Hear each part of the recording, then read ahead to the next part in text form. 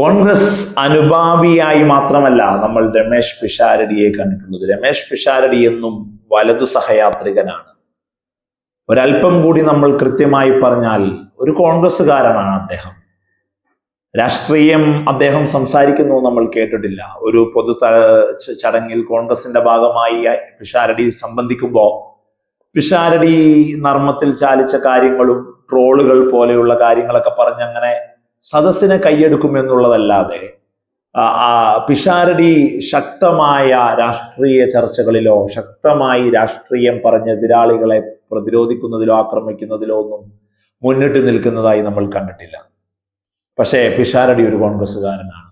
പിഷാരടിയുടെ സ്ഥാനാർത്ഥിത്വം ഏത് തെരഞ്ഞെടുപ്പ് വന്നാലും, അത് ലോകസഭയാവട്ടെ നിയമസഭയാകട്ടെ, ഏത് തെരഞ്ഞെടുപ്പ് വന്നാലും അദ്ദേഹത്തിന്റെ സ്ഥാനാർത്ഥിത്വം വലിയ ചർച്ചയാവുകയും ചെയ്യുന്നുണ്ട്.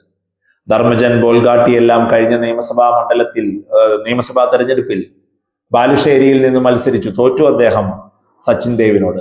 ആ സമയത്തൊക്കെ പിഷാരടി എവിടെ സ്ഥാനാർത്ഥിയായി വരാത്തത് എന്നൊക്കെ വലിയ ചർച്ചകൾ വന്നാണ്. ഇത്തവണ പിഷാരടിക്ക് പാലക്കാടും തൃപ്പൂണിത്തുറയും സാധ്യത കൽപ്പിക്കുന്നുണ്ടെങ്കിലും ഒരല്പം കൂടി മുന്നിൽ നിന്ന് പറയുന്നത് തൃപ്പൂണിത്തുറ മണ്ഡലമാണ്. പക്ഷേ ഒരു കാര്യം ഉറപ്പാണ്, എം സ്വരാജ് എന്ന രാഷ്ട്രീയ നേതാവ് എന്നതിലും ഉപരി അദ്ദേഹം കേരളത്തിന്റെ മനസ്സാക്ഷിയെയാണ് റെപ്രസെന്റേറ്റ് ചെയ്യുക. ബാബരിയുടെ വിധി വന്നപ്പോ, അതിജീവതയുടെ വിധി വന്നപ്പോ എവിടെയൊക്കെ മലയാളി മനസ്സിന് ചേർന്ന് നിൽക്കുന്ന പ്രസ്താവനകൾ വരണമോ, മലയാളിക്ക് ഒരു റെപ്രസെന്റേറ്റീവായി കാണിക്കാൻ തോന്നുന്ന തരത്തിലുള്ള ഒരു രാഷ്ട്രീയ നേതാവായി മാറ്റം വന്നയാളാണ് എം സ്വരാജ്. എം സ്വരാജിനെതിരെ പിഷാരടി മത്സരിക്കുകയാണെങ്കിൽ ചില കോൺഗ്രസ്സുകാർ ഇപ്പോൾ പറയുന്നുണ്ട് ശക്തമായ പോരാട്ടം ഉണ്ടാകുമെന്ന്.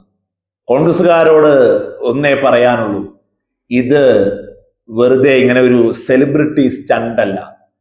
ഇവിടെ ഞങ്ങൾ ചർച്ച ചെയ്യാൻ ഉദ്ദേശിക്കുന്നത് രാഷ്ട്രീയമാണ്. രാഷ്ട്രീയ വികസന സാംസ്കാരിക ഇടങ്ങളിൽ ഉണ്ടാക്കിയ മാറ്റങ്ങളെയാണ് ഈ തെരഞ്ഞെടുപ്പിൽ ഇടതുപക്ഷം മുന്നോട്ട് വെക്കുക. കഴിഞ്ഞ 10 വർഷക്കാലം ഈ നാട്ടിൽ പറഞ്ഞതെന്ത് ചെയ്തതെന്ത് എന്ന് സാധാരണ ആളുകൾ നോക്കുമ്പോ ഇടതുപക്ഷം LDF ഹാൻഡിലുകൾ ഉന്നയിക്കുന്നത് പറഞ്ഞതെന്ത്, ആ പറഞ്ഞതിന് താഴെയാണ് ചെയ്തതെന്ത് എന്ന് കൂട്ടിച്ചേർക്കാൻ ഈ ജനസമൂഹത്തോട് ഇടതുപക്ഷ ജനാധിപത്യ മുന്നണി പറയുന്നത്. അതൊരു വലിയ കോൺഫിഡൻസ് ആണ്. അതൊരു വലിയ കോൺഫിഡൻസ് ആണ്. ചെയ്തതിനെ മുക്കിലും മൂലയിലും ഇട്ട് ഇങ്ങനെ തള്ളി മറിക്കലല്ല, പറഞ്ഞത് വേഴ്സസ് ചെയ്തത് എന്ന് പറയുന്ന നിലപാടിന്റെ നട്ടെല്ലിന്റെ പേരായി CPM-ഉം കൂടെ ഇടതുപക്ഷ ജനാധിപത്യ മുന്നണിയും മാറിയിരിക്കുകയാണ്.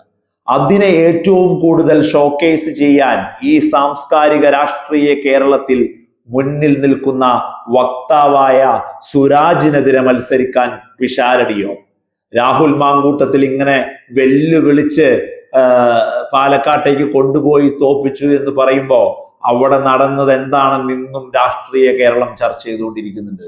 അതുപോലെ എം സ്വരാജിനെ വീണ്ടും പരാജയപ്പെടുത്തി കളയാമെന്നാണ് പിഷാരടിയുടെ സെലിബ്രിറ്റി സ്റ്റാറ്റസ് കൊണ്ട് UDF ചിന്തിക്കുന്നതെങ്കിൽ 100% എഴുതിയിട്ടോ.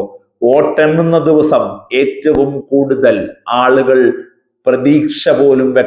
കോൺഗ്രസ്സുകാർ പ്രതീക്ഷ പോലും വെക്കാത്ത ഒരു മണ്ഡലമായി തൃപ്പൂണിത്തുറ മാറും. കാരണം അടവുകൾ പയറ്റി നിലപാടുകൾ പറഞ്ഞ് രാഷ്ട്രീയ വികസന കാര്യങ്ങളിൽ ഇടപെട്ട് സ്വരാജ് തൃപ്പൂണിത്തുറയിൽ ഉണ്ടാകാനുള്ള സാധ്യത 99.9%